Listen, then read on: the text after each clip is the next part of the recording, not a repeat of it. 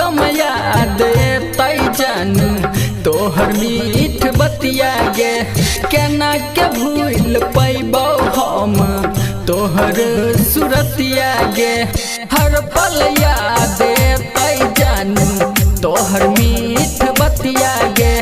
केना के भूल पैबौ हम तोहर सुरतिया तोहरा बिना जीबौ पहगहला के हाल में तोहरा बिना जीबौ पहगहला के हाल में जान लेके जाय छी ससुराल में गही जान लेके जाय छी ससुराल में।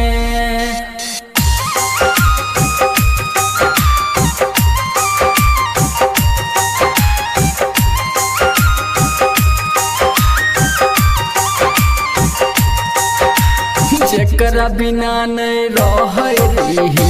ओकरा कौन लही गे जान से ज्यादा चाह रहियो तैयो भूल गलही गे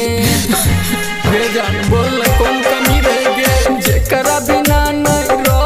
रही ओकरा कौन लही गे जान से ज्यादा चाह रहियो तैयो भूल गलही हमारा छोड़ देला दुख कह जान जहाल में हमारा छोड़ देला दुख कह जान जहाल में जान लेके जाय छी ससुराल में गही जान लेके जाय छी ससुराल में।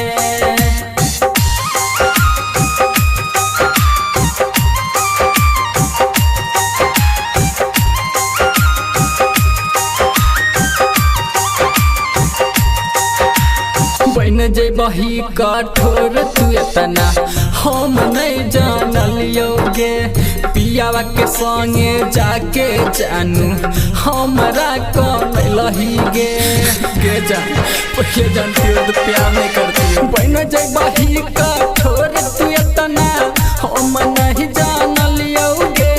पियावा के संगे जाके जानू